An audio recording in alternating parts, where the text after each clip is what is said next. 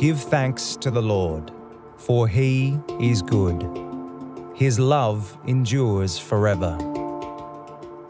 Let the redeemed of the Lord tell their story, those he redeemed from the hand of the foe, those he gathered from the lands, from east and west, from north and south.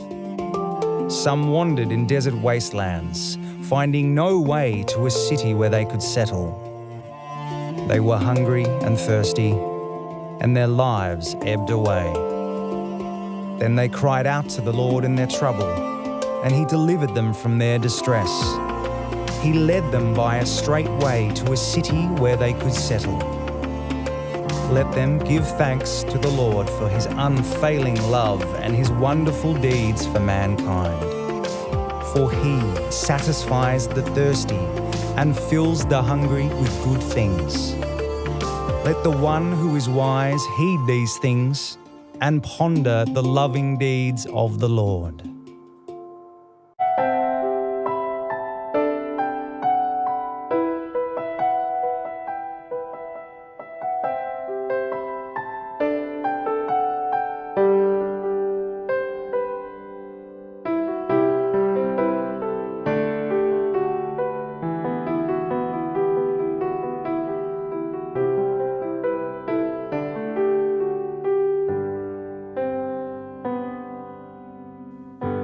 I have a maker. He formed my heart before even time began. My life was in his hands. He knows my name. He knows my every thought. He sees each tear that falls, and he hears me when I call.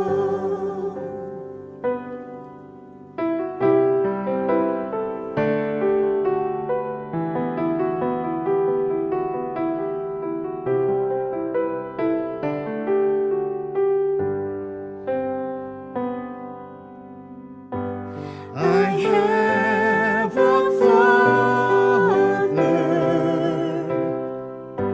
He calls me his own. He'll never leave me, no matter where I go. He knows my name. He knows my every thought. He sees each tear that falls, and he hears me when I call.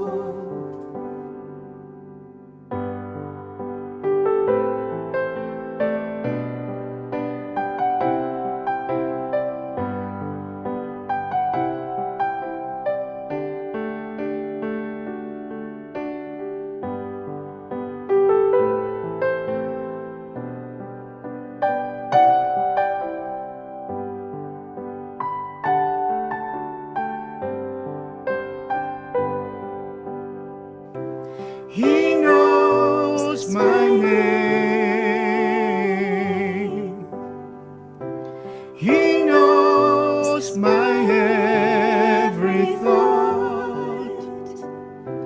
He sees each tear that falls, and hears me when I call.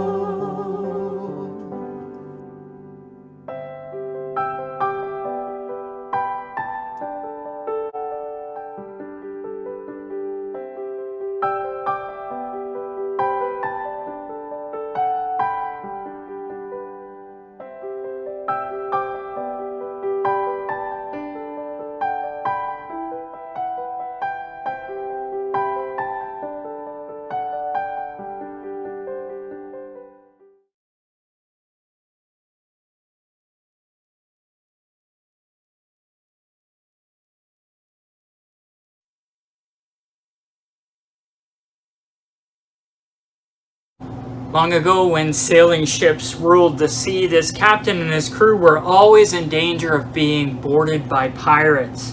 One day while they were sailing, they saw that a pirate ship had sent a boarding party to try and board their ship.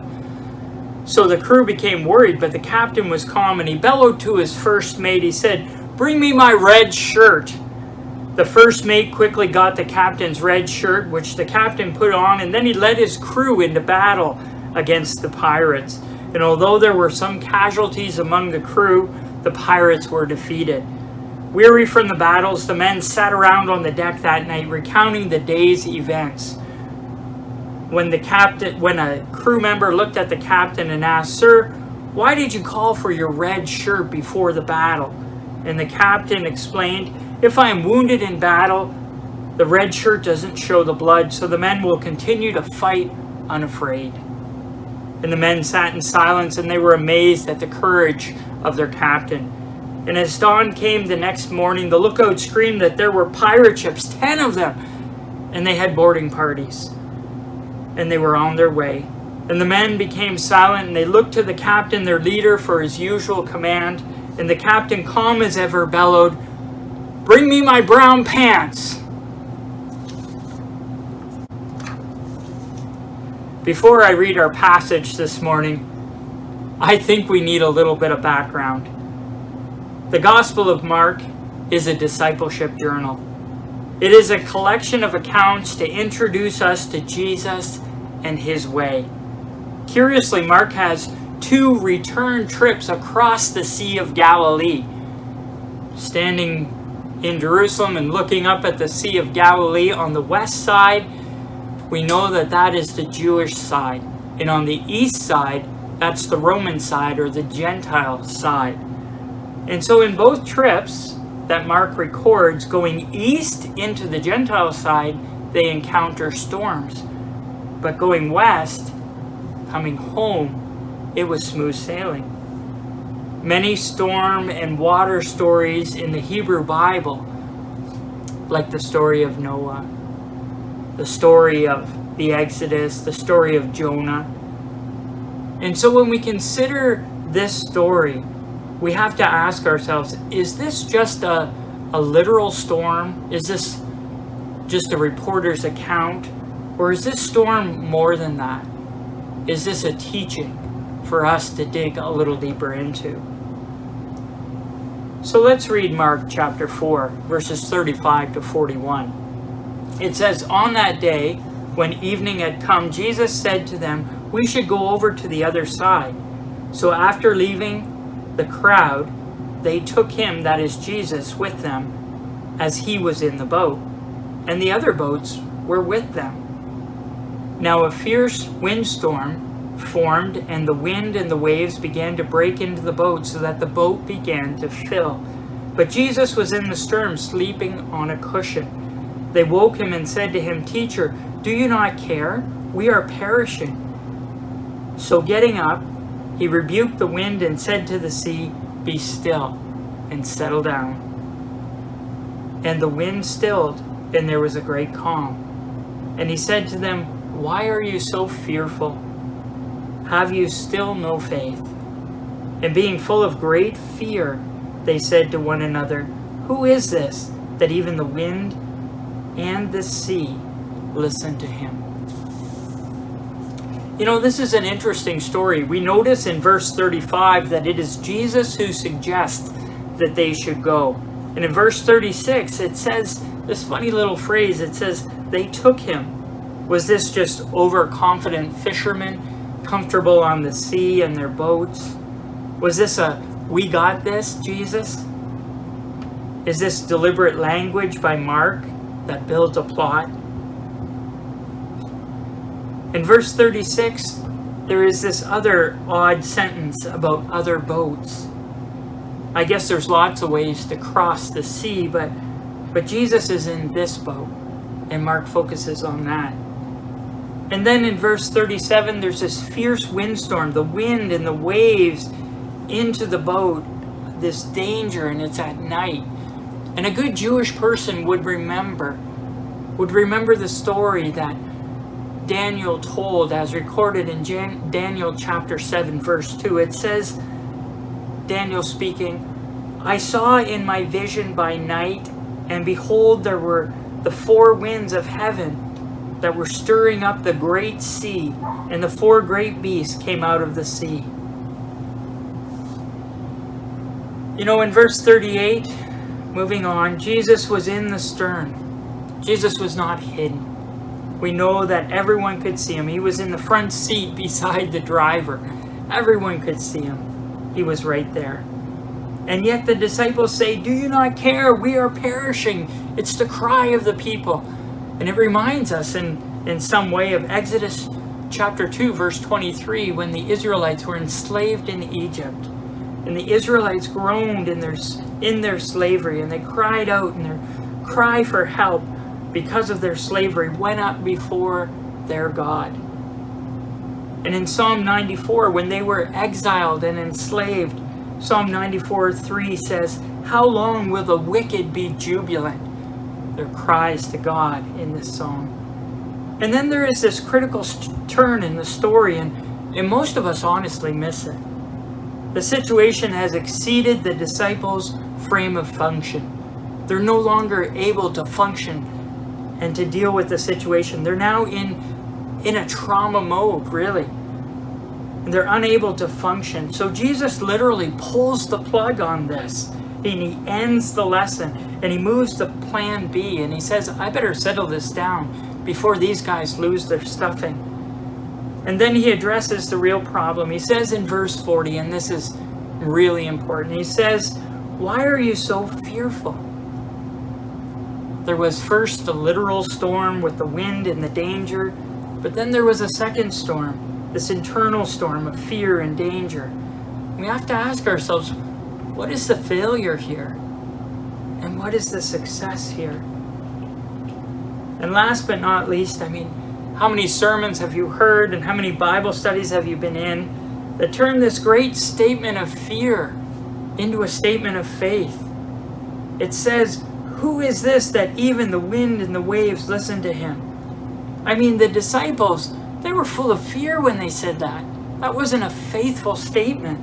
They were more focused on the power and control to dominate the situation rather than the inner peace to rest through it. So maybe this morning you're ready to consider another way to look at this lesson. Perhaps the lesson was and is not so much, look, we've found our Superman who can control the elements and who can save us from any problems in our lives. Maybe it's more to do with what happens when I can no longer rely on my own knowledge and my own abilities alone to control the situation, to control my life. What does the Jesus way look like then? I've come to suspect that preaching, have faith in Jesus as the Superman who will save us, is nowhere near as effective as preaching, have faith like Jesus. What do I mean by that? As we have seen, there are three ways to handle storms. You can handle it all on your own. I've got this, I'll fix this, I'll try and control and dominate it. And maybe it'll work sometimes. Maybe it'll work for a while, but it really has no likeness to the Jesus way. And then there's those who just give in and give up, and there's no use. Resistance is futile. We're all going to die, and you can't muster the will or the resolve to fight or go on. Those are really the two extremes. Then there's this way down the middle, this cooperative, connected participation, realizing that we're all in it together, that we all have a part in getting through this. This is the way of love as the way of life. Remember Mark's awkward wording? Jesus suggests that they should go, and they took Jesus. Maybe Mark was suggesting that maybe they should have asked Jesus, when was a good time to go across? How many stories could we sit around and tell as church people of good ideas, but bad timing? Oh, maybe we should build an addition on the church, just not this year. Maybe we should launch this outreach program. Just not right now. Good ideas. Bad timing. You know, I think that there's a clear statement here that the disciples were full of fear, operating in and from fear. They were afraid that they were forgotten by Jesus. They were afraid that they would suffer and die. This is the story of Exodus. This is the story of exile. And honestly, this is the story of humanity. But Jesus did not operate out of fear. We see, what is Jesus' motivation? It is always love. When trouble comes, sometimes love rescues us, like the lost sheep. Sometimes love restores us, like the lost coin.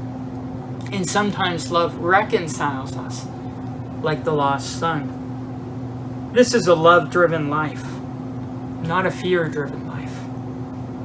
And love always finds a way. You know, a few weeks ago, I learned a new word: equanimity. Calm composure in difficult situations. You can waste a lot of time and energy and years trying to control and summon the power to dominate your fears. Or you can move toward a Jesus way.